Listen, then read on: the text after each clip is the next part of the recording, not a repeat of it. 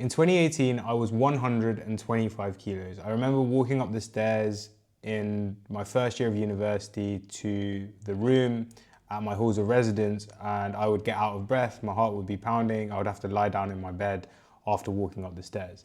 Since then, I have lost 50 kilos. I have obsessed over fat loss for 7 years. I've gone through yo-yo dieting, binging and restricting, making all the mistakes under the sun.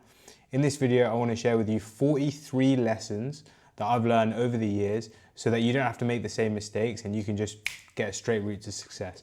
Let's get into it. All right, so number one, discipline is joy. So when I first started trying to lose weight in 2021, this was a bit afterwards, but when I started taking it really seriously, I just thought that I needed to be disciplined for maybe 12 weeks, and then as a result of this short period of discipline, I would lose weight. What I understand now is that it's not about being disciplined for 6 weeks or 12 weeks or 16 weeks and then you lose weight, but weight loss actually comes as a result, and sustainable weight loss comes as a result of being a disciplined person.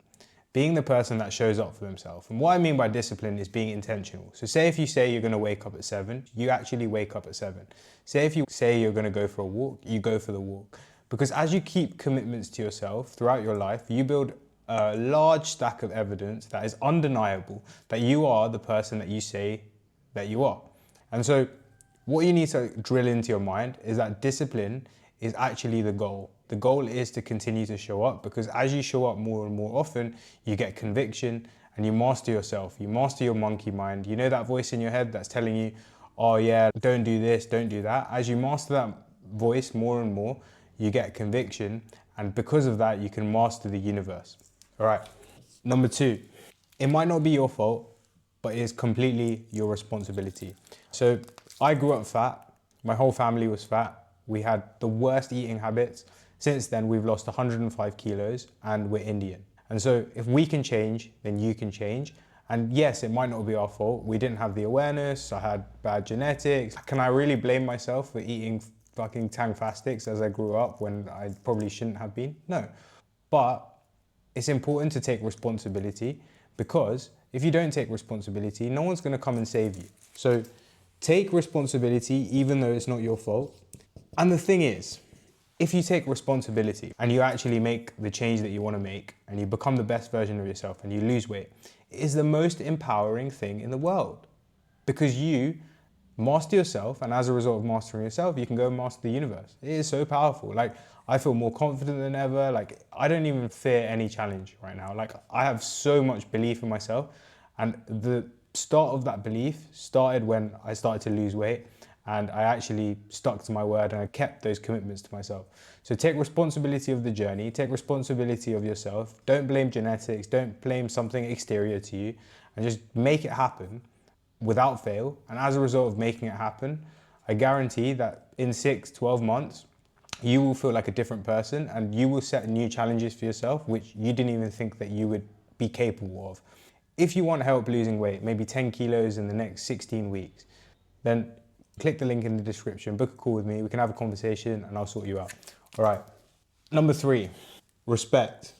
Okay, what I mean by this is if you're more attractive and you look healthy and you look in shape, you're gonna get more respected by people. Your boss, your friends, your parents, your family, your future lovers, all of these people are gonna respect you more.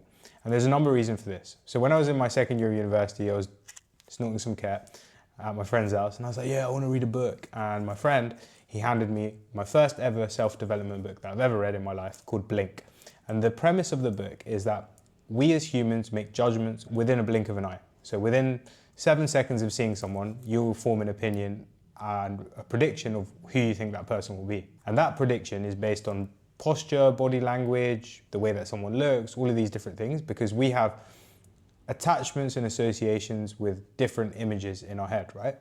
And so if you can just be healthy and take care of your appearance, then immediately you're going to elevate the first impression that people perceive you with. So when you go to a job interview and you stand up straight and you shake someone's hand and you look them in the eye because you've been working on yourself, you're 100% going to do better. And so that's why it's important to look better, right? After I got fired in 2020, I got taken into a room and I got fired. I got told that this is your last day.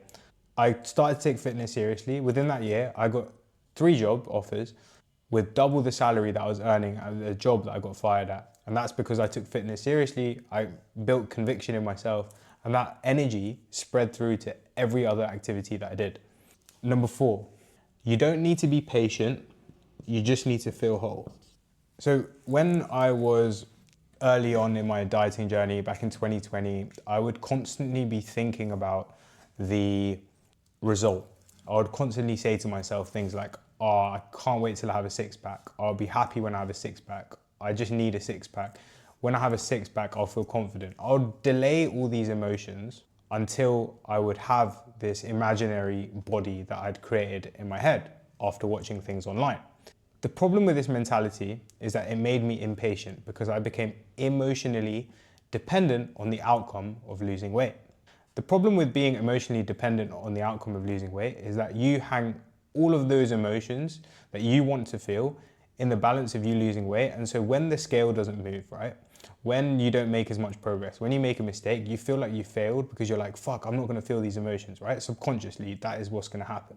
And so that makes you impatient, and then you start creating unbalanced actions. So what I did was I did loads more cardio, I took restricted calories, I'd fucking weigh out my barbecue sauce, and my dad would look at me like, what the hell are you doing that for? I'd do all these like really restrictive things that I didn't really need to be doing at the time. And as a result of that, whenever I went on holiday, I would just gain back the weight that I lost every single time, and I'd create this binge restrict cycle. Now, a better way to do it is actually to cultivate all of these emotions within yourself beforehand, all right? And you can do this through meditation, through gratefulness, through breath work, all of these activities. What these activities do is that they make you feel whole inside without needing anything outside. And so you're fixing the internal before fixing the external, or whilst you fix the external. And as a result of fixing the internal, you actually become more patient because you're not actually waiting for anything, because you already feel the emotions that you're looking to feel as a result of the weight loss. And as a result of that, you don't care about the weight loss so much. And that means you sustain the habits that you need to do in order to lose the weight for way longer. You don't take any unbalanced action. And guess what? After years, that's where the magic happens. All right, number 5, distract yourself. All right, so when you lose weight, you're gonna probably feel hungry sometimes, okay? It's just a matter of fact, because you have to eat less than you are burning. And as a result of that, your body's gonna be like, all right, I want some food. And sometimes you're gonna have to not act on that impulse of wanting food and feeling that hunger. That's completely fine. Now, there was a marshmallow experiment done in, I don't know, the 1900s. And what happened was they gave loads of children marshmallows. And they said that if you can abstain from eating the marshmallow for 1 hour, right, what will happen is you'll get another marshmallow. Some people were able to abstain from the marshmallow, some people weren't that good. And what they found was that later on in life, the people that were able to abstain from eating the marshmallow for longer and basically delay their gratification ended up being more successful. Now, what most people don't know about this is that the kids that were able to abstain from the marshmallow, guess what?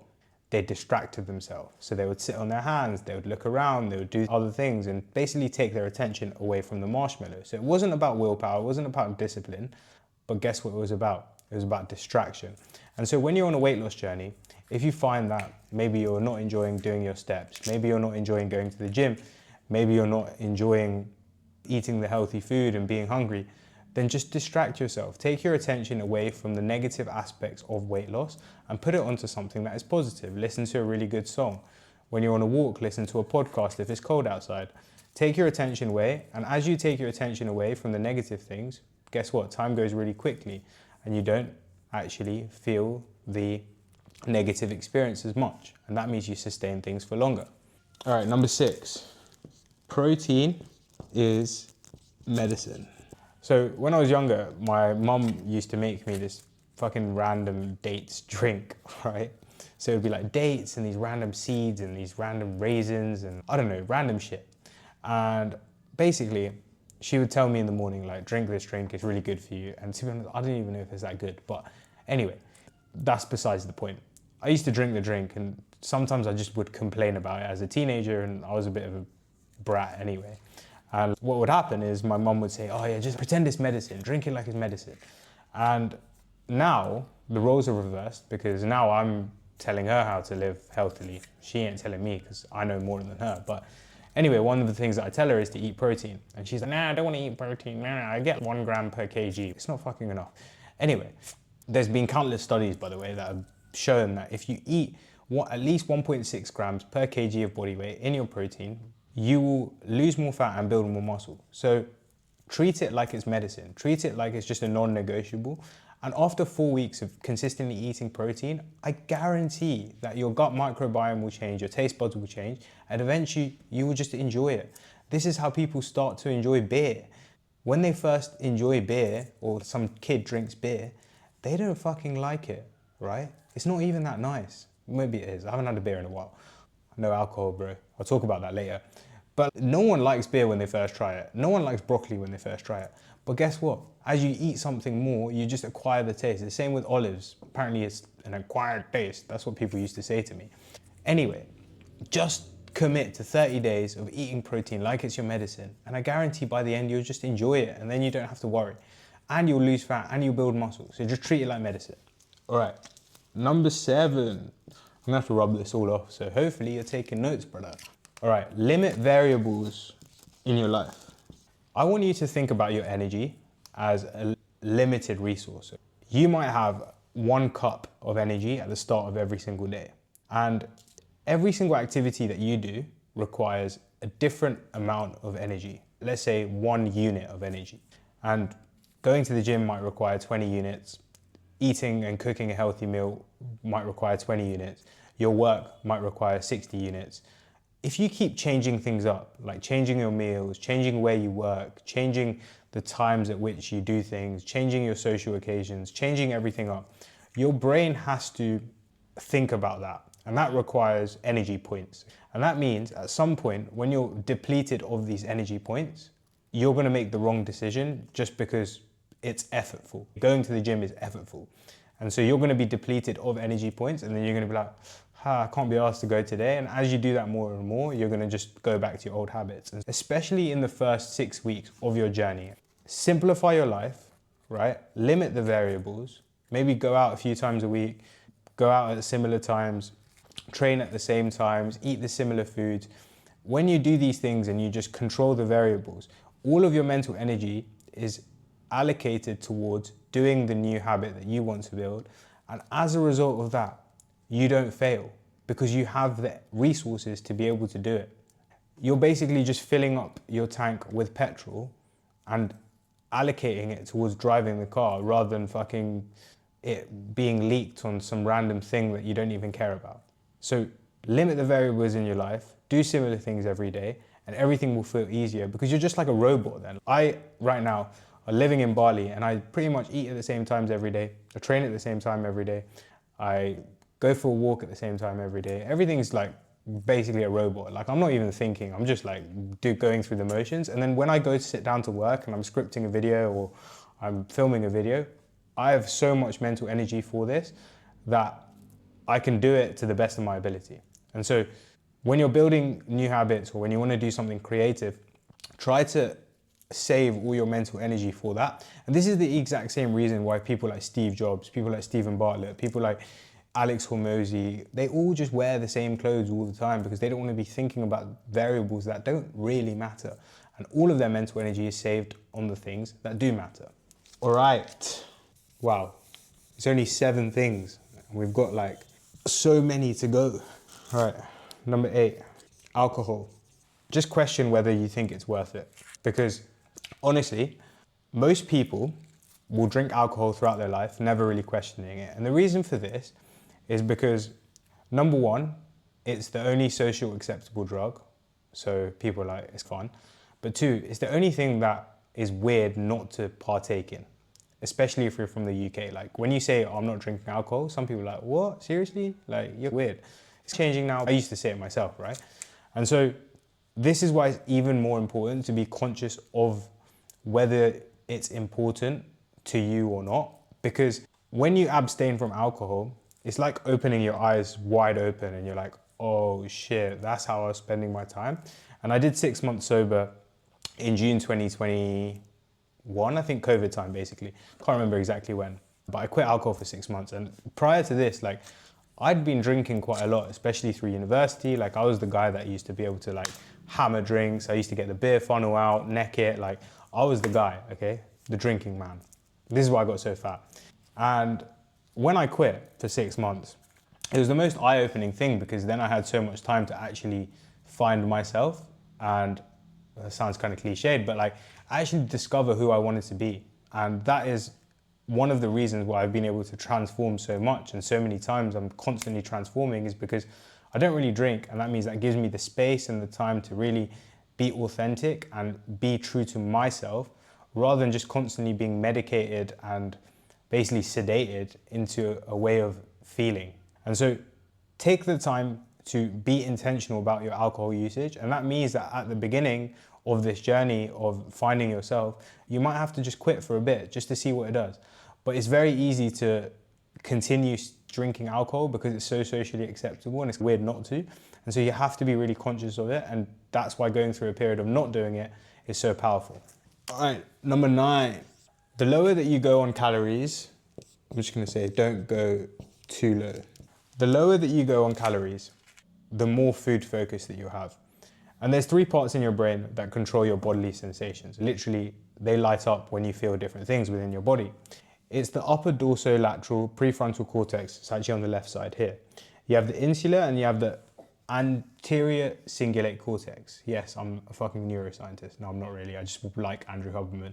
But basically, these 3 areas of the brain, they light up when you feel bodily sensations. So when you feel hunger, when you feel satiety, this part of your brain is constantly in conversation. And if your heart is beating really hard and you're just like lying down, this part of your brain will light up and send a signal to the rest of your body saying like something's going on. And what they did this in 2016 on cigarette smokers. And they had people abstain from cigarettes for different amounts of time. And then they showed them smoking cues. So maybe images of smoking, maybe like smoking smells. And they found that the people that abstained for longer had more lighting up of this area. And so you can extrapolate this exact information and apply it to something like food and say, if you abstain for food for longer, you're gonna have more focus on the food. You're gonna have this area lighting up in response to food cues way more. And so what this means is that if you go too low, you're gonna basically physiologically put yourself into a state of wanting food. And that's why it's so important to, yes, be disciplined, go into your calorie deficit, but not go too low and not go too excessive, because you're probably gonna fail just because your brain is lighting up so much. Because when you go out for dinner, when you maybe go on holiday, you're like, oh my God, all this food is available, and it's lighting up because you've abstained for too long or too hard. All right, number 10, be wary of advertising. This is something that I've been a lot more interested in recently. But basically the idea is that like advertisers of food companies are there to make you, 1, grab your attention, number 2, create emotional tension, and number 3, position the product as a solution. And what I mean by this, and I'll give you an example, there was a gorilla advert for Cadbury's 13 years ago. And what happens in the advert is that they have this gorilla playing the drums. So immediately your eyes are like, oh my God, what the hell is going on? And what happens in your brain is that your limbic brain turns on and your analytical brain shuts off. And as a result of the limbic brain turning on, this is your emotional side of your brain. So the oldest part of your brain, your amygdala, is basically part of the brain that is responsive to emotional events. So when something stressful happens or something unexpected happens, this is the part of the brain that turns on. And as a result of that, it's basically like shutting off your analytical side. And what happens when you do that is that any information that comes as a result and after this event is just absorbed immediately by your brain.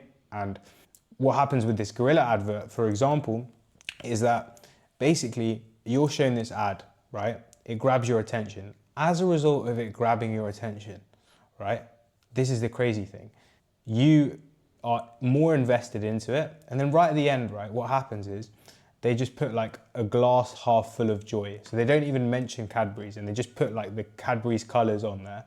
And now, because your analytical brain is shut off and your subconscious brain is completely wide open. Inside your brain, in the software of your brain, they've created the association between surprise, joy, comfort, all of these feelings that the advert has created, and Cadbury's, okay? And so next time that you're craving this feeling of comfort, joy, surprise, whatever, you're gonna look to Cadbury's as a product, and you don't even know that this is happening, because over years of repetition, when you've looked at adverts from all of these different food companies, they've just created this association subconsciously in your brain, and as a result of that, guess what happens? You look to food.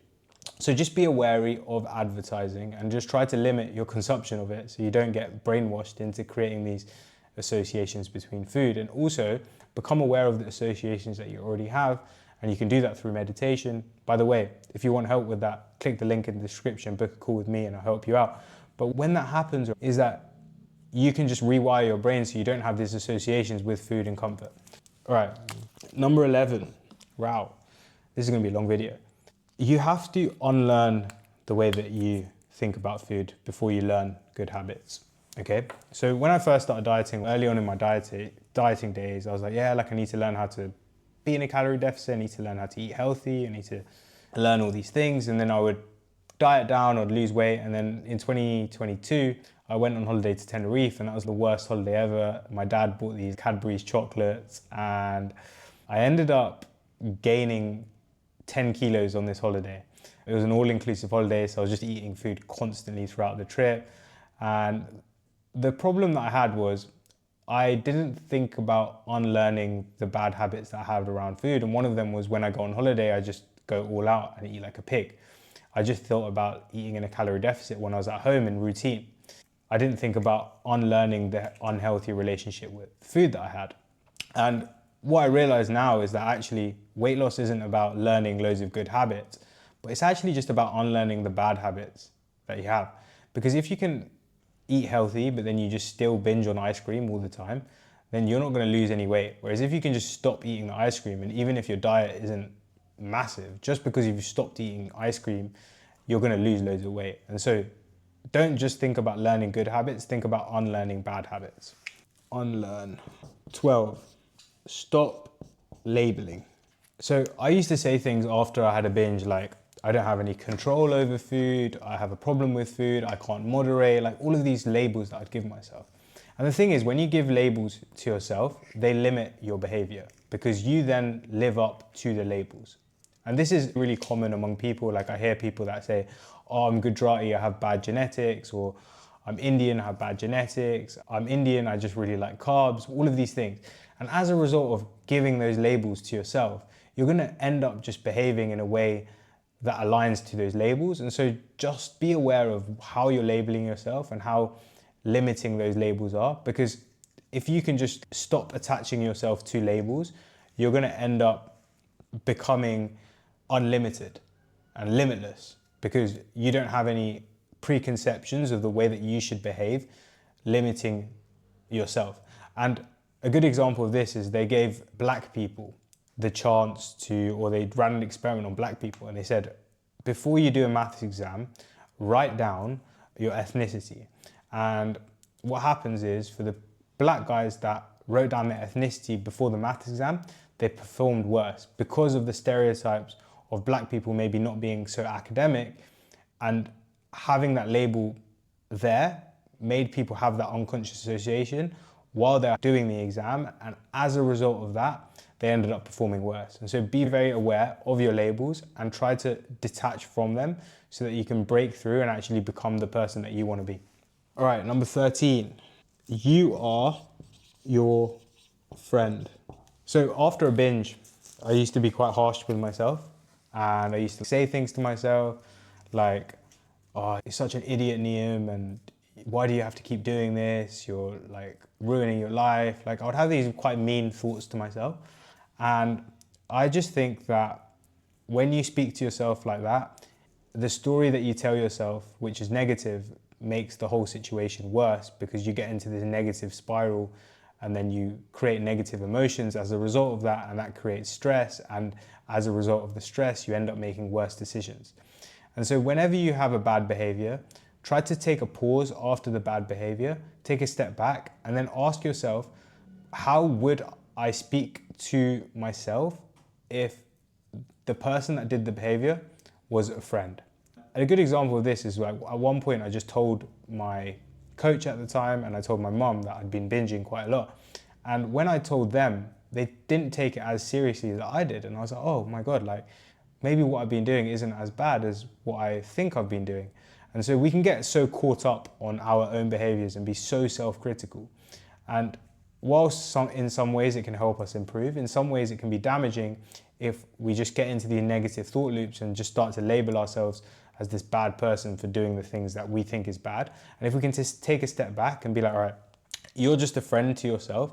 If they came to you and they were like, oh yeah, I've been binging, I've been doing this, how would you actually speak to them? When you speak to yourself like you would speak to a friend, it often comes out nicer and way more productively. All right, number 4, positive thinking isn't natural. Okay, this is a really important one because often we underlook the power of positive thinking.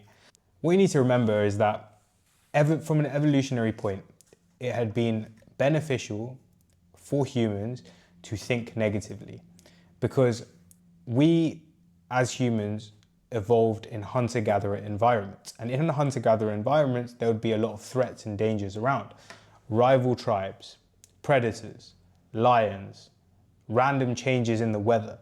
And if we weren't in this threat detection mode, seeking out negative things, we would have struggled to survive. We wouldn't have lived. Because if we were just constantly saying, oh yeah, it's gonna be all right, like we're gonna survive, then we'd probably just get killed. And because now we're living in the modern world where these threats don't really exist, there's no lions fucking roaming around the streets of Bali, we don't need to think the same way, but we still do. And so that's why it's even more important to practice positive thinking, because if you don't, you're just going to get stuck in the negative thought loops and just live in this perpetual cycle of seeking out threats when they don't really exist. And so it's not really a smart existence. So instead, take the time to be conscious and do the meditation, do the breath work, do the gratefulness exercises to put yourself into the positive state and practice that every day. It's not something that you can just do once and then become positive. Practice it every single day as a way of life, as a ritual, because then your existence is actually going to shift towards being more suited for the modern age. All right, my gosh, this is going to be a very long video. Number 15, be intentional with content. So I remember when I was first started to diet down or take it seriously 2020 time, I was eating low calories and I was like being consistent, but I still really found food was something that I used for comfort. Of course, like I hadn't rewired that. I hadn't even realized that food was such a big thing that I used for comfort, basically like a drug. And one of the things that I realized was that I started to look and watch what I eat in a day videos quite a lot, 10K calorie challenges quite a lot. And obviously that's going to just make my food focus worse. And Chris Williamson said a great quote, and it was, the content that you consume is the substrate for your thoughts. And I think it's a really great quote because it really does make a difference. If you're constantly consuming negative content like the news, I had a client the other day that basically just said, oh yeah, like the news is so overwhelming. And I was like, dude, just don't look at the news because that's going to affect how you think. And so what I mean by this is become intentional with what you're consuming, whether that's Facebook, Instagram, YouTube. Just be intentional with it because that is going to form the way that you think. And if you can just listen to things that are actually going to make you feel better, then great, because otherwise you're just going to feel like shit.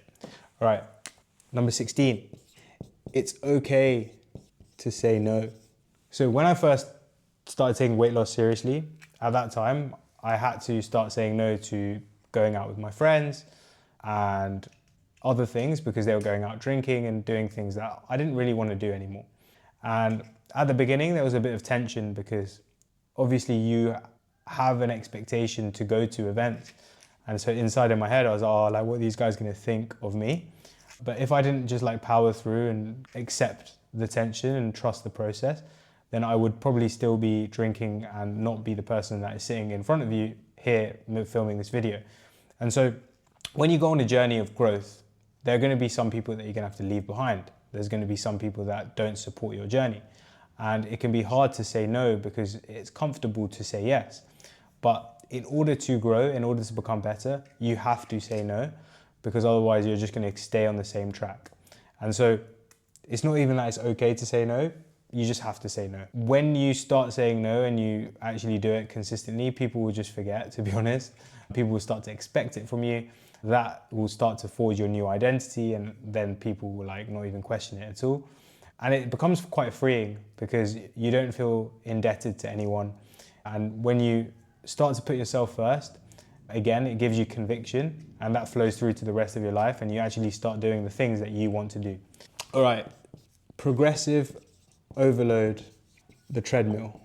Okay, so this actually can be done on a micro and a macro level. So on a micro level, when you're on a treadmill, and I've been doing this a lot in Bali, so the streets in Canggu are pretty shit to walk on. I do go on this little walking path in the morning, which is quite nice.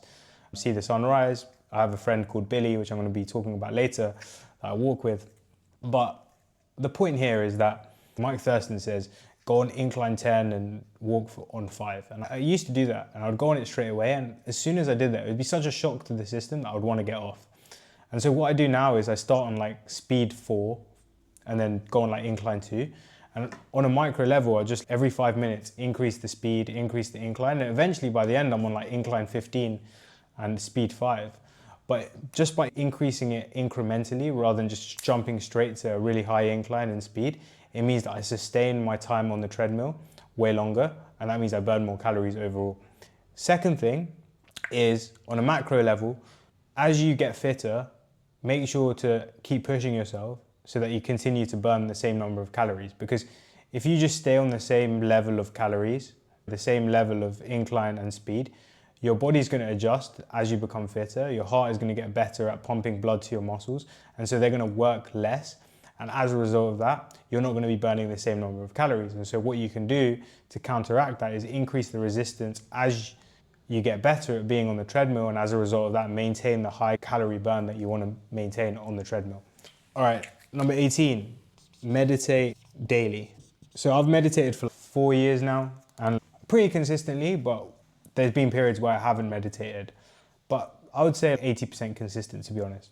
And the times where I haven't meditated is probably like on holidays where I don't have like the space and I come up with excuses, to be honest. But what I've realized now is that actually whenever I do meditate and take that time to, and now I'm meditating for an hour a day at the moment, which is great. When I do meditate, I feel more at peace. I'm less like hung up on my emotions. I'm more focused. I'm less stressed. And it takes 5 minutes a day to get all these benefits. And the thing is, as you do more meditation, you are able to drop into the brain states that you want to drop into quicker. And so it's not like the gym where you have to lift more weight. You can still do that 5 minutes and get even more benefit as you get better at meditation. And so just keep that habit and keep that schedule and that non-negotiable, doing 5 minutes. Sometimes you might do more, but at least if you're doing that 5 minutes every single day, like it's a small ask, you're going to be continually just getting those benefits of being less emotionally attached and being less attached to your thoughts and being more focused and being more peaceful. And those 5 minutes, I guarantee they are the most powerful 5 minutes that you can spend your time. All right, number 19. So when I wake up in the morning, exercise daily. All right, so when I exercise in the morning, when I wake up in the morning, I actually don't feel like a really positive person, which is a bit annoying, but it is the way of the world. I wake up and I don't really have any positive emotions. And one of the quickest ways that I find to increase the state that I'm feeling, feel an elevated emotion, is just moving my body. Now that could be going for a walk. Usually when I go for a run, I do feel even better, probably because of the endorphins. But getting into the habit of just showing up for yourself every single day without fail is so powerful. Whether that's a walk, whether that's a run, whether that's doing a Muay Thai session, whether that's lifting, it doesn't really matter. But just showing up for yourself, moving every day, you're going to put yourself into that high vibrational state, and that's going to flow through to the rest of your day. And the other thing, which is also great, is that when you show up for yourself, you build conviction because you're mastering that monkey mind. Every morning I wake up and there's a voice in my head saying, don't go for a walk, don't go for a run, just chill. And I have to beat it. And when you beat it, when you do something a little bit difficult, it means that you gain conviction in yourself, you master the monkey mind, and as a result of that, you can take on any other task throughout the rest of the day. Number 20, the 30-day protocol. So if you're in a rut, if you want to lose weight, if you're struggling, just commit to 30 days of being consistent, okay? Just cut out any shit in your life that's stopping you from being consistent, because often when we think about weight loss, we think about adding things in, but it's actually just about taking the stuff out that doesn't serve us. So commit to 30 days of taking the stuff out that don't serve you. And these are going to be things that you're probably addicted to, whether it's social occasion, whether that's approval, whether that's drinking, whether that's eating shit. Like, these are just all addictions and dependencies that we have. If you can just commit to 30 days of not being stuck with them, then you're going to build the momentum in order to basically push through and build your new identity and build your new self. And a good example of this is at the start of my trip to Bali. Before this trip, actually, like, I wasn't in a great place. I was not eating the best. I was not feeling my best. And when I got here, I just said to myself, for 30 days, I'm going to be super consistent. I actually did 75 days. I finished 75 hard yesterday. Woo! But I did 30 days of consistency, and that was all I really needed to feel like a completely new person. And since then, I've lost like 10 kilos. I feel healthier. I feel like I have more conviction. I feel like I'm on the right track again. And so I'm just pumped for life. And so 30 days is all it takes. Just cut the shit and eat clean, exercise daily, meditate daily. And I guarantee within 30 days, you're gonna feel like an absolute boss. Fucking hell, we're not even halfway through and we're like, I need to put this on charge. All right. Oh, fucking hell. Yeah. All right, 21. Pay attention to your gut health. So this is super important. I used to have so many gut issues. Like, I would get constipated, have diarrhea, smelly farts. Like, my mum would always be like telling me, like, why do you have so many gut issues? And I think it's so important to pay attention to this because it can be a good indicator of the things that potentially could be going wrong in your life. And when you look at your gut, and if you're feeling constipated, there might be a blockage there. And there could be things that are causing it. Could be stress in your life. So over the last few weeks, one of the things that I found was that I have become a lot less stressed and a lot more peaceful and feel a lot more free and abundant. And since I've been feeling these elevated emotions, my gut health has improved. And so it can be a good indicator of internally what you're feeling. And then the other things that you can look at is how many steps that you're doing, your hydration and your diet. Those are the things that usually affect gut health in my experience.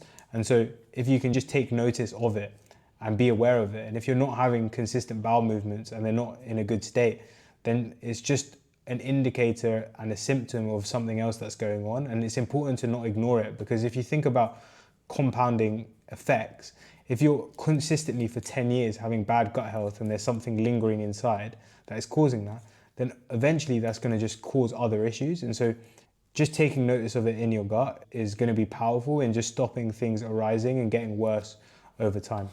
All right, I'm going to rub all of this off. We're like halfway through now, which is mad because this is like a fucking long ass video.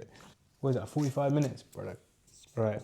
22, fasting is king, but it's not magical. I used to have a client, I still do, and he's lost 15 kilos now, which is great, awesome. And when he first came to me, the thing that he said was, oh yeah, like I've been fasting, I've been cutting out sugar, but I'm not really losing weight. And at the time he was 90 kilos. And so what I said to him was like, dude, if you're fasting and you're just eating loads of shit in your feeding window, you're still not gonna lose any weight. And so this is the point. Like, I believe in fasting. I fast for 8 hours a day in the morning. So I don't eat for the first 8 hours. I get loads of stuff done. I train. I don't train, but like I do my cardio or walking. I film these videos, I script, I do my work. And it just gives me the mental clarity that I need to basically do what I want before consuming food and all of my energy being diverted to digestion. However, if I were to then go and have a massive binge in my feeding window, it wouldn't be beneficial in terms of a fat loss perspective. And so even though it can be used to make things a little bit easier, still monitor your nutrition so that you are aware of the calorie intake and macronutrient intake, so that you're not just like completely depending on this tool that might not work if you're eating too much in your feeding window. All right, 23. Oh, this is a saucy one. Theta state. This is something that I've discovered recently and it's so powerful. So if you're feeling stuck in life, if you're feeling a sense of frustration, a feeling a sense of lack, a feeling a sense of insecurity, you're feeling a sense of strong longing and desire for something, usually that strong feeling is going to be the thing that pushes you away from achieving what you want. And the reason for this is because we look outside and to the material world for achieving a state interior to us. So it might be that maybe you want a new job, and because you feel unhappy inside, you feel unfulfilled, maybe you don't have enough money, whatever it is. If you start longing for that feeling too much, you're going to push that job away because you're going to start taking unbalanced action. So you might get a job interview, you might just cut everything out in your life. This is what happened with me a few years ago. I did a job interview and I basically just stopped everything else in my life and I just worked for 12 hours a day, constantly on this job. And what happened was I basically didn't create an internal state that was that good, that even though that I'd prepared as much as I could, I went into the interview and basically didn't do as best as I could. I was nervous, I had a mind blank, I wasn't sharp. And so one way in order to actually achieve what you want is actually creating the internal state of your desired reality within you. And as a result of that, you attract what you want, okay? And one of the ways that you can do this is through a theta state meditation. So something that I've been doing recently, and I'll put my headphones on and I'll search on Google or YouTube theta state like beats or binaural beats. And when I search that, it comes up with a 12-hour thing. So I put my earphones in, play that, and I'll just do really deep breathing. And eventually what happens is I get into a state where my brain waves are really slow. And at this point is when your door to subconscious is really open. And so when you're in this brainwave state, it's like you're a child again. When you're from 0 to 6 years old, you're always in theta state. And that's when we are most malleable, when we're most plastic, right? And that's when we believe things like fairies and we believe in Santa Claus because we're not analyzing the information that's coming in. And so when you put yourself in this state by doing this type of meditation and you affirm to yourself like things like, I'm confident, I don't feel a sense of lack, I have everything I need, I'm free, I'm abundant. You basically are rewiring and programming your subconscious to have what you want. And as a result of that, you attract what you want because internally you are already feeling the feelings that you already want to feel in your desired future. And the universe and the material universe is just a reflection of your internal state. And so this is one way to program your subconscious to have what you want. Number 24, take on physical challenges. Okay, so good example of this is when I got to Bali, I started a challenge called 75 Hard. It's 2 workouts a day. It's eating clean. It's reading 10 pages a day. And it's taking a progress photo every day. Now, when I first started it, I was a little bit fearful, to be fair. I was like, oh, am I going to be able to like stick to it? Is it going to be a bit boring? Is it going to be long? Is it going to get into the way of my work? Like all of these things would come up. What happens when you take on these physical challenges is that you end up having skin in the game. When you have skin in the game, you end up pushing yourself a little bit further than you would have if you didn't have this physical challenge. This exact same thing happened to me when I went to Colombia for the first time in 2019. So this was when I was the heaviest I'd ever been. And so I went to Colombia, I did this hike. And this hike, it was incredibly challenging and I didn't prepare for it. My mom was like, yeah, you should prepare. And I was like, nah, I'll be fine. But I took on this physical challenge. I did this hike. I was in the back of the group for the whole trip. So I was walking through the Colombian forest or the rainforest, whatever the fuck it was, up this thing called La Ciudad Perdida, which is the lost city. And I was walking for like hours on end by myself. And I just didn't quit. I didn't quit. And I was so slow, but I didn't quit and I made it to the end. And what that period of time by myself gave me, I'm so grateful for, because that was the start of my desire to improve myself. That was the start of my desire to get into the gym and be consistent with it. And so when you do these physical challenges, because you push yourself further than you thought that you would have gone or could go, you end up unlocking another level of potential and it pushes you to go and take on further challenges in your life because you have the confidence to do so. Constantly have something that you're training for, constantly have something that you're working towards from a physical standpoint, because having that there pushes you to take on new challenges in other areas of your life. All right, 25, get good people around you. So every day in Bali at the moment, I go to this walking path near my house or villa, and I walk on this path and I see the sunrise. And there's a guy, a 50-year-old guy, he goes to the same gym as me, but I never spoke to him at the gym. But one time in the morning when I first started going on the path, I was running on it, and this guy was walking on the path, and I was like, oh yeah, you go to Nirvana, and we had a little chat, and we introduced each other. And now every single morning, because we cross at the same time, we end up just walking together. And when we walk together, we have conversations about content, we have conversations about meditation, we have like good conversations with each other. And even before the walk, like I said, when I wake up in the morning, I'm not feeling the best, I'm not feeling crazy motivated. But because I see him there, I have that conversation with him. He questions different things, I question him on different things. He actually used to own the best burger chain in Copenhagen with 5 different spots. And so he has a lot of knowledge, a lot of experience. He's a 50-year-old guy, but he's so inspirational because he trains every day, he's disciplined, he wakes up at the same time. And so it's really nice talking to him, really uplifting. And that is the power of having solid people around you that are going to push you to become better, because you will have one conversation with them, which is 30 seconds, 1 minute.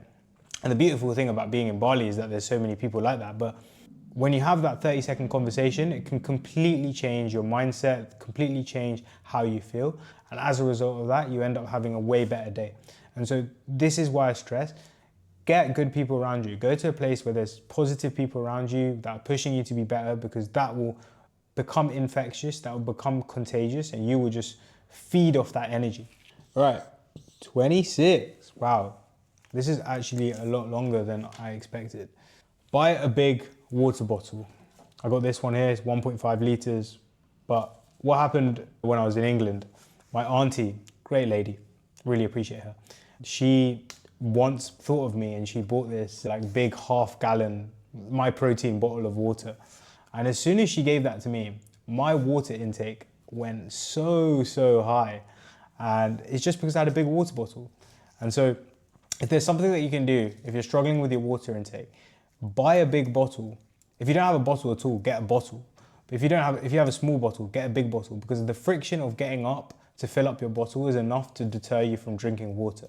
And if you have a big bottle, you don't have to get up, it's just there, and you end up just drinking it because you're like, oh, a bit bored, let me drink some water.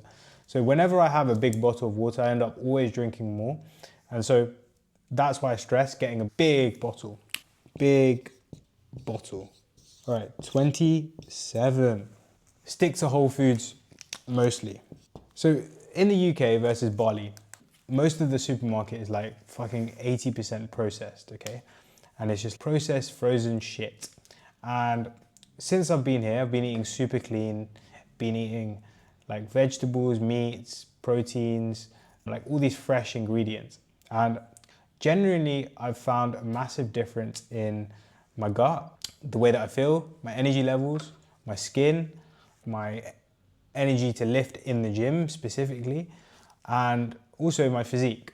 And so even though some people say that you can, if it fits your macros approach, and lose weight, you probably can. However, eating whole foods makes it so much easier because you have more energy, you feel more satiated, and you're getting all the nutrients that you need.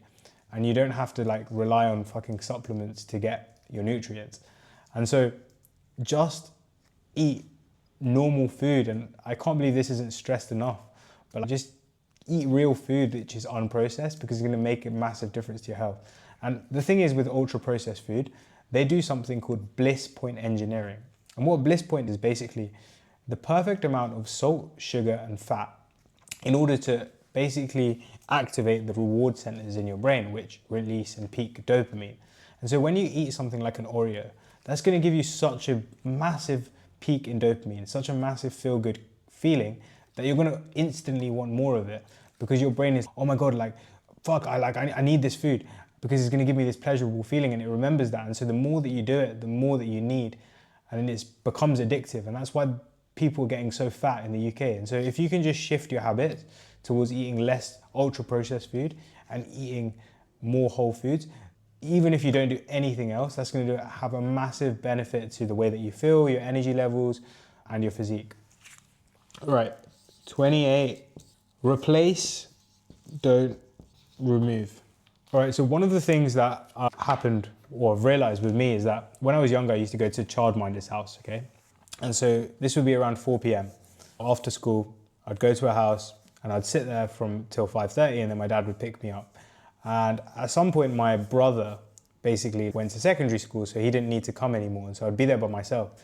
And I think at that point, I actually started to get a bit bored, because when my brother was there, we'd like chat, we'd maybe play a game, like it would be a bit more entertaining, of course. But then when he wasn't there, it would basically just be like up to me to occupy myself. And I think I used to watch TV, but I wasn't much of a TV guy.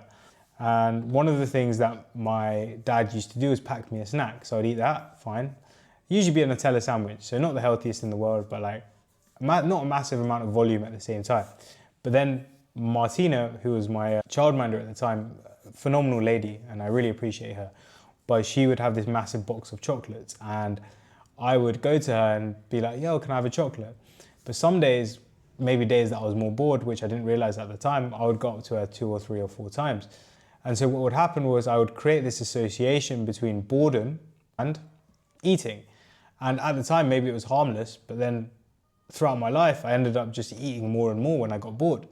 And so by the age of 16, even when I was bored in lessons at school, I would take food in, crisps, sweets, chocolates, or even at lunchtime, after lunch, if I was bored, I would just eat.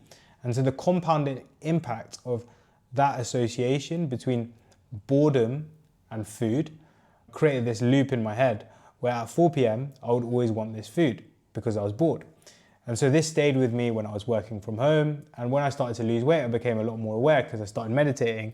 And initially I tried to just cut it out completely. I tried to just cut out the snack, but I'd always have the craving. And so I'd always go to the kitchen and then end up eating stuff that I shouldn't or I didn't want to eat.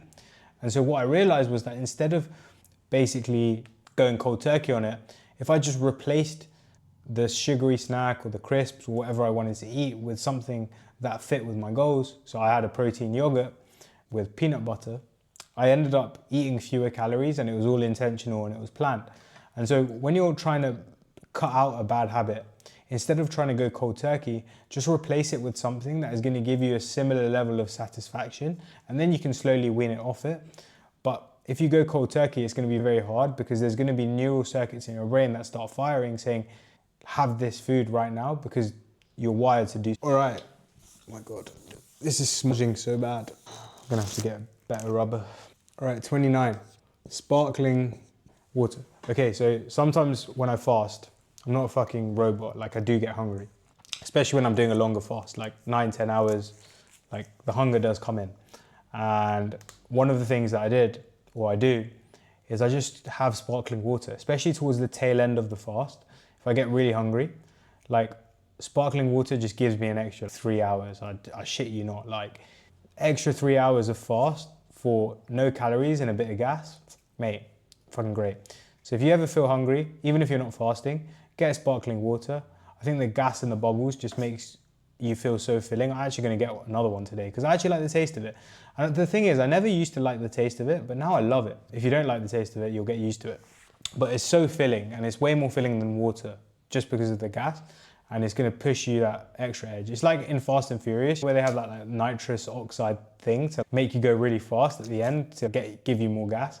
It's like that, but with your diet, like just gives you a little bit more gas, quite literally, to keep you going for a bit longer. All right, number 30. So we're like 2/3 of the way through now. Mad. Monitor your nutrition, always. And the reason why I say monitor is because I used to be so like rigid with my calorie counting. Like I would put the fucking barbecue sauce on the scale and measure out 15 grams. And if it was 16 grams, I'd be like, fuck. Or if it was 13 grams, I'd make sure to get it to 15. I was really pedantic about it. And like when I moved out to London with my friends, I used to be as pedantic, and my housemate, great guy, appreciate him. He used to take the piss out of me. He was like, are you gonna just keep tracking? I'm gonna steal your scale one day. And what I would say is you don't need to track religiously all the time, but have the awareness and monitor it. And there's a guy called Mike Thurston, he's on YouTube, he has great content online, and he's 15 years in the game, he's in really good shape, and he still monitors his nutrition. Now, yeah, he'll go for a meal out, he'll still enjoy himself, but he'll still have an awareness of his nutrition. And if you want to lose weight, and if you are serious about like getting in shape, then monitoring your nutrition, having an awareness of it is going to be so important, because without something and without measuring something, you can't manage it. But again, like, it doesn't mean that you have to go super low or super restrictive. It's just having that awareness so you actually know what you're consuming, especially if you're coming from a place of being super overweight. You probably don't have the awareness. Like, I used to order fucking Nando's double wrap with chips, garlic bread, and then get Baskin Robbins afterwards. It's like 3,000 calories in one meal. When I started tracking calories, it just gave me the awareness of, oh yeah, like, this is a good way to eat. And it just like brings it to life. And now I can go out for a meal and still have a decent like judgment of what's in it, just because I've been tracking for so long. 31, weight loss won't make you confident. All right, so when I first started losing weight, or like earlier on in my dieting journey, especially when like I started taking it seriously, I used to think that once I got a six pack, I would become more confident. But what I realize now is that actually the confidence doesn't come from getting the six pack. The confidence comes from showing up for yourself. The confidence comes from having an awareness of not needing external things to be confident. And confidence comes from taking action. And the reason why I realized this is because I read a book by a guy called Maxwell Maltz, and he's a plastic surgeon. And in the book, he used to be, and in the book he talks about how some of his patients that he worked on, even though he changed the way that they look, he didn't actually make them more confident or didn't make them more happy. And what he realized was that like you can change something on the external, like you can change your body, you can change something outside of you. But if internally you still feel that insecurity, if internally you still feel that lack of confidence or that frustration, like I did, like I would lose loads of weight and I would still look in the mirror and feel a sense of lack, then you realize that like the weight loss isn't actually the answer. And what happened with me is that when I actually believed so strongly that losing more weight would make me more confident, then I would just take even more action. So I'd do more cardio, I would try and lose even more weight, and I'd just be constantly chasing this thing outside of me. And only when I realized that actually, no, all of this stuff is just internal, then I actually relaxed the grip on the weight loss. And it meant that I actually sustain these habits longer because I don't do anything unsustainable. And I think this actually can be applied to money, girls, relationships, like all of these different things. If internally you're not at peace and you just keep chasing things outside of you in order to change, your internal state will never change. 32, become microscopic. Right, so when I was younger, like I never put my clothes back. My dad used to shout at me like, Liam, put your clothes away. And at the time I'd be like, why is he telling me to do this? Or I would go to the gym and I'd leave my weights on the leg press. I was one of those dickheads. I would leave my dishes out at university in the sink. And I remember listening to a podcast once by this guy called Rob Dial. He's the mindset mentor. And one of the things he said was become impeccable. And what that means is that when you have these small habits, these micro habits throughout your day, doing your bed, putting your dishes away, putting your clothes back, that is actually how you approach everything in your life. And what I didn't realize at the time, what I realize now is that actually, if I start doing all these things, then it actually is the energy that I give off. And it's the way that I approach everything. And for example, now when I go to a restaurant, if I think the restaurant's good or they ask me to, and they say, give a good review, something I never used to do was give a good review. But now I instantly give a good review, because the way that you treat the universe will treat back to you. All right, number 33, have a morning ritual. So I used to wake up, roll out of bed, and in my first year of university, I'd literally just be straight to the sesh. So I'd like just go out. And as I progressed through my years, I didn't really have a morning ritual, but like I would just go to work, roll out of bed, and I wouldn't do anything. It would just be straight to the action. And often as well, it would be look at social media straight away. So I'd look at Instagram. And when you do that, you're basically just fucking your brain, to put it simply, because you're taking on all this information, and obviously that's going to influence your thoughts, and your thoughts and your emotions are basically your existence. And so if you can have a morning ritual that allows you to start the day in a way that is intentional, puts you in a positive state, then the rest of the day is going to be better. So now for the first 8 hours of the day, I don't really look at anything. I just get to work. But before that, I go for a walk, I meditate, and I might do some journaling, like depending on what I'm feeling. But I will have a ritual there that I do to put myself into this elevated state of emotion. And a lot of business guys, a lot of people, productivity guys will be like, and I just get straight to work. But I think the power of putting yourself into a high vibrational state, the power of putting yourself into this elevated emotional state is so powerful, because when you move, you meditate, maybe you mentally rehearse. I used to do that a lot, where I would rehearse how I want the day to go, especially when I was early on in my dieting days where I was trying to lose weight. I would like mentally rehearse myself not going to the kitchen to get snacks. And when I would do those rituals, like the day would just flow better. And even now, if I don't have that space 1 hour in the morning to just do what I want to do and put myself into that state, the day isn't as good, because I'm less peaceful, I'm less focused, I'm a bit more distracted. And so definitely do something in the morning to start the day on a peaceful note. All right, 34, 10K steps sucks. This notion of 10K steps is actually like stupid, because it's just saying if you get your 10K, you're fine. And maybe for people that are doing like 6K, that's great. But the way that I want you to approach it, and I think is way better, is like Call of Duty Zombies. So if you don't know what Call of Duty is, it's like a video game. And this video game, right, is, oh, fucking hell. This video game is like a shooter, multiplayer video game, and there's two ways that you can play. One is the campaign, and one is Call of Duty Zombies. Now, Call of Duty campaign, you basically play the campaign, you hit your target, you finish the campaign, and you're done. You don't touch the game again, right? It's good for the campaign, but once it's done, it's boring. There's no real value in opening the game. And so you just stop there, you stop progressing at the game. Call of Duty Zombies, on the other hand, is a type of game where you just keep getting better. So it starts on level 1, and 3 zombies come out, and you just shoot them off, bam, bam. Then you go to level 2, and more zombies come out. The difficulty comes better. They become more powerful. And as you get better and better, you get access to new maps, you get access to new guns, you get access to different perks and different things. This is how you should view cardio. So you might start at 2,000 steps. Eventually, like in Call of Duty Zombies, you might go to 3,000 steps, 4,000 steps, 5,000 steps, 6,000 steps. Then you might start doing running.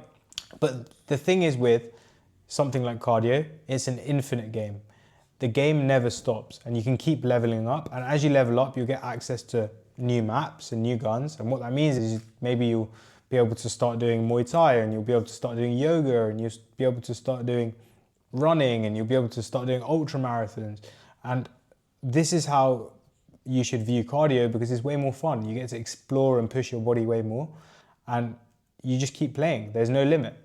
All right, last 8. Lifting is like a musical instrument. All right, so what do I mean by this? There's a guy called Mike Thurston, and he's someone that I've spoken about in this video quite a lot. Shows how much I like him. But he basically, when he lifts in the gym, he's so slow and controlled.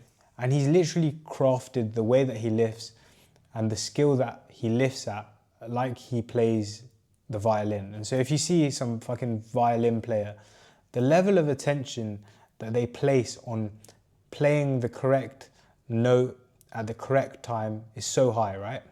And when you go to the gym, if you can treat it with the same philosophy, so feeling every single muscle fiber in your mid-delt when you're doing a lateral raise, or feeling your chest rip apart as you do a chest press, you're going to recruit more muscle fibers, and the compounding impact of that over time is going to be so powerful. And so when you go to the gym, just treat it like you're building the skill rather than trying to tick a box. Because when you treat it like that, you're gonna get better. And over 5 years, the level of muscle that you build will be way more if you actually treat it with the attention that it deserves. 36, read 10 pages. Okay, and this is every day, by the way. So I started 75 Hard 75 days ago, finished now 76 days ago, actually. And one of the best things about it, which I didn't actually expect to be the best thing, but was I had to read 10 pages a day, all right?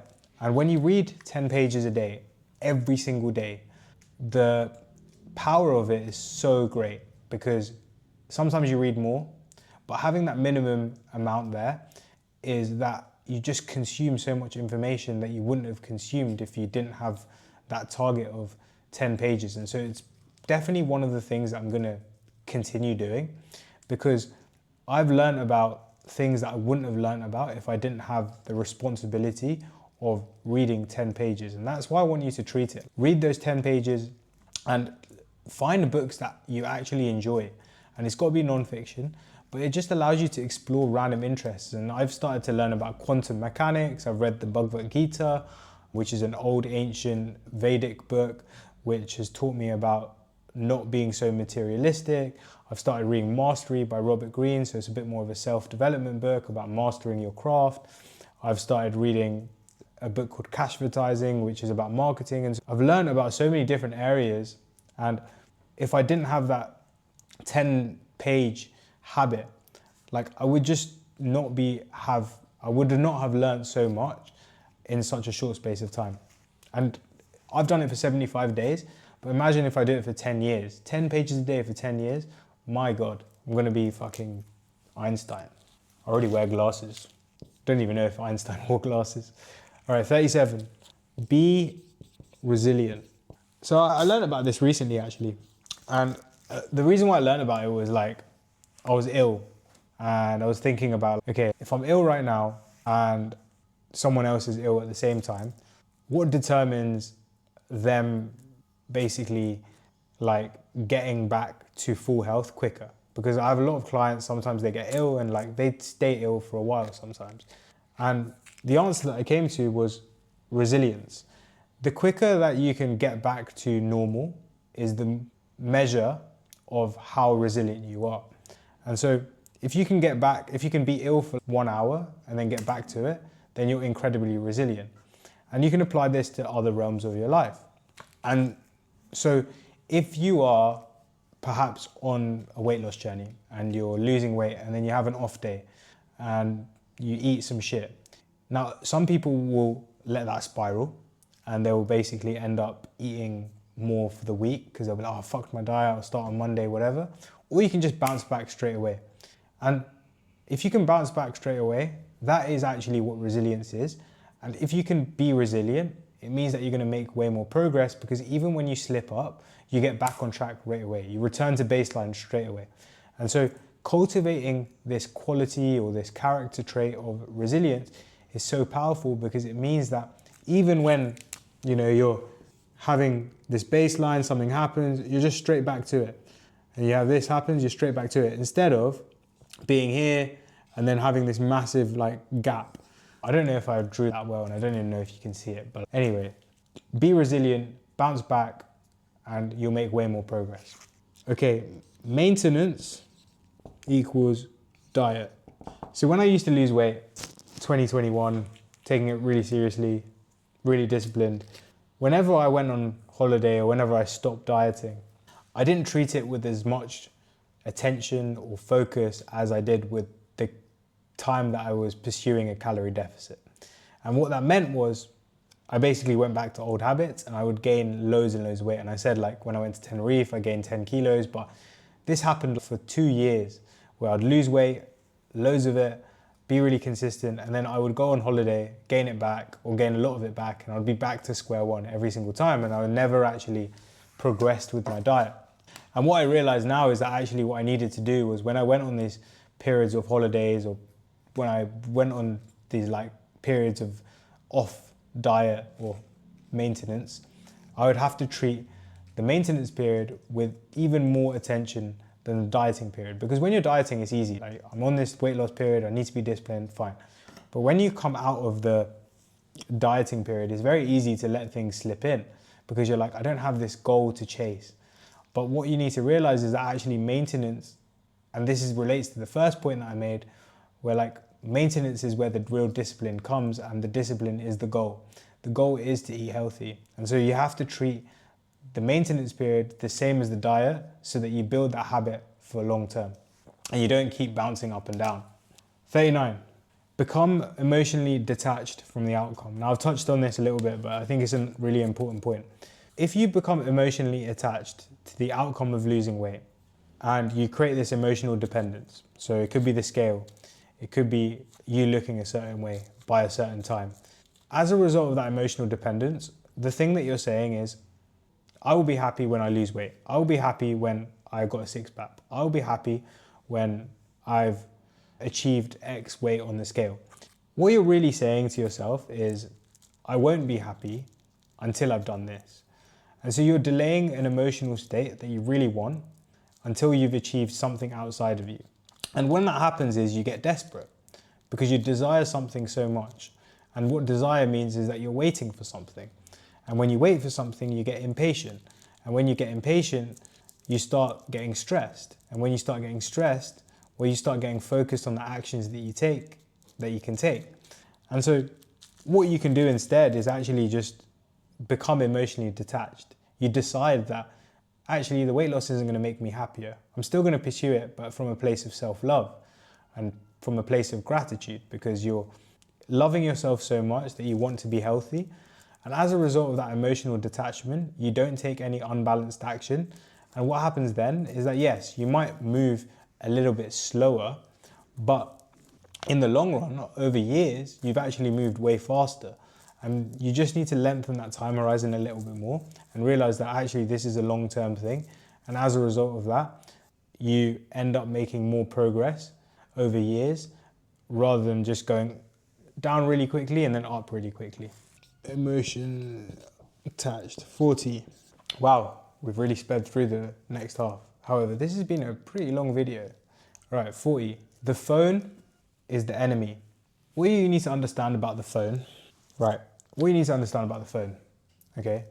And this is crucial to understand, is that every single app on there, especially social media, is designed to keep you on it. And so if you start the day with your phone and you look at it, which I used to do all the time, you're basically just going to get hooked to it because the same way that fast food companies use bliss point engineering to hijack your brain, phone companies also hijack your brain, okay? They literally take your brain and they give you these peaks in dopamine. And so later on in the day, you're like picking up your phone and checking your messages, even when you know that you don't have a message, just because you want that dopamine peak and your brain is, oh, this is where I got dopamine from last time, let's go again. This is the big problem because it means that you're going to be constantly distracted. And I used to do this all the time where I just want to look at my phone for no reason and you can't get anything done. So think about your phone, and I will say this to myself, and it will be like, the phone is an enemy. The phone is not something I enjoy looking at. And when I do that, I have created a system for myself to not look at my phone. So I put the phone on grayscale, number one, very important, because it's going to make it way less attention grabbing. It's going to make it way less dopamine peak inducing. And as a result of that, you're going to look at it less. Number two, turn off all notifications.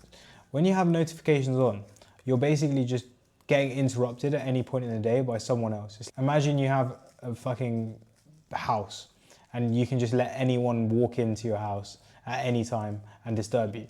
That wouldn't be good, right? You get people to knock on the door and ring the doorbell and then you answer if you want to answer. And if you're busy, then you don't answer, right? It's the same thing with your phone.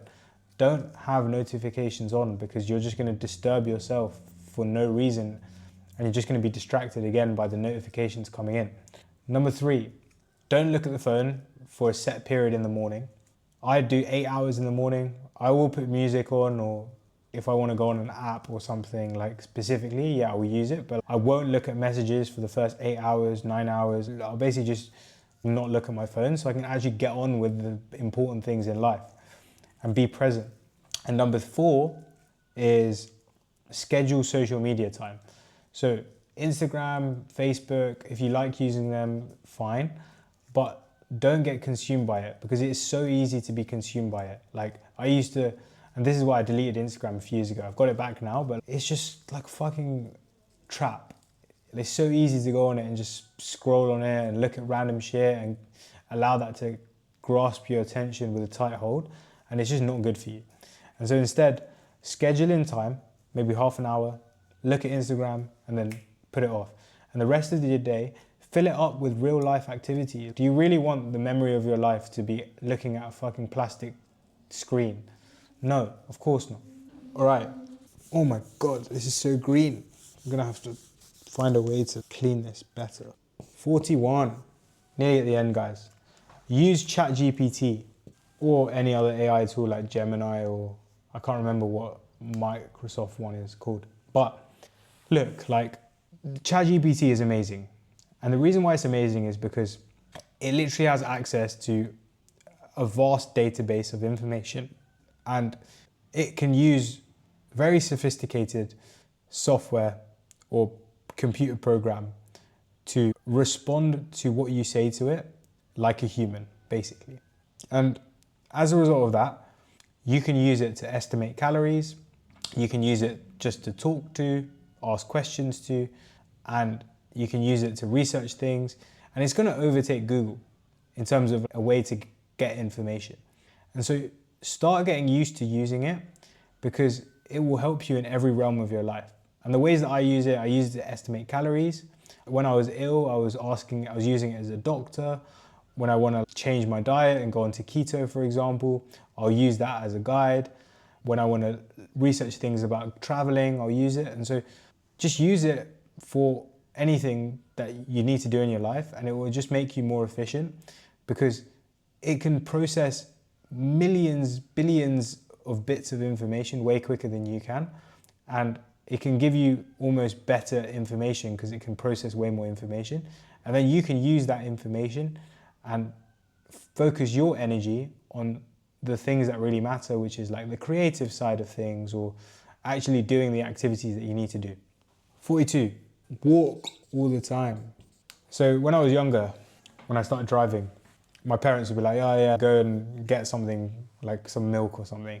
And I would literally walk outside, get in my car and drive 2 minutes down the road, go to the petrol station, pick up the milk, put it in my car, come back. And in that time, I probably could have got halfway to the petrol station just by walking. And it just shows that like, it is so easy to not walk. It is so easy to be completely sedentary, especially with the way that our careers are, where we're constantly sitting. Like I should be standing right now. But anyway, like our careers are on chairs in front of computers. And so you're probably not walking enough. And a good way to measure how much we should be walking is looking at the Hadza tribe in Tanzania. This tribe is quite heavily studied, and it's a tribe that emulates the way that hunter-gatherers lived back in the day. And our ancestors, the way that they lived, in many ways, is the way that we should be living. And they moved a lot, they walked a lot. And there's no way that maybe we can walk as much as them, but what we can do is be really conscious and just try to walk as much as possible. And so if you're getting on the tube and you're going to work, then get off a step early, especially if the weather's good, and just walk. When you're going shopping, park in the furthest car parking space possible. Because walking is not just good for your physical health, it's good for digestion, it's good for your breathing, it's good for burning calories, it's good for just moving your muscles a little bit, but it's fucking great for mental health. Like, it's amazing for mental health. Like, just walking unplugged and watching your thoughts go by in nature, my God, is that powerful. And I'll do that every morning at the moment. I go into the walk feeling a little bit like meh, and I come out every single time feeling a million times better. So walk as much as possible. Number 43, and this is the last one. Sleep more than you think that you should be sleeping. So since I've got to Bali, there's a guy called Hamza here, and he's a YouTuber, self-improvement. You might have seen him before. And I've emulated a lot of what the things that he does in his routine, because he's obviously quite a successful YouTuber, and I also want to grow on YouTube and help other people through that. And so looking at what he does and how he spends his day makes sense for me, because if I just copy him, eventually I'll just get to where I want to be. And one of the things that he does is he sleeps at 8 p.m, or he says that he does. He sleeps at 8 p.m. and he wakes up at 6-ish. So he gets 10 hours sleep. And so I started doing this relatively recently, and my God, I feel like a superhuman. I'm not even joking. I feel the most energy, the most clear. I don't feel anxious. I don't get cravings, and I'm eating pretty low calories. Like all of these things just because I'm getting more sleep. And like, it's so underlooked as one of the tools that you can use for weight loss. It's so underlooked as one of the things that you can use for just generally mental health. But it's so powerful that prioritizing it should become like one of the most important things that you look at on a day-to-day basis to improve your health. And it's not even just about the amount that you're sleeping, but consistency as well. So you're sleeping at a similar time every day, because your body's going to get used to that time, and then it's going to release certain hormones at certain times to make you feel sleepy and make you feel awake. And so that is going to help you feel better throughout the day. And then also caffeine usage. Like I used to drink so much coffee. So like when I was younger, when I was working in London, I would get like a Monster energy drink. I had a Pret subscription. So on the way to the gym, I would have a coffee. On the way back, I would have a coffee. On the way to work, I would have a coffee. So I'd just constantly be having coffee. And my sleep was wrecked. And I would just use coffee as an artificial way to feel awake. And as a result of that, I was more anxious, I was more stressed, I was more uptight.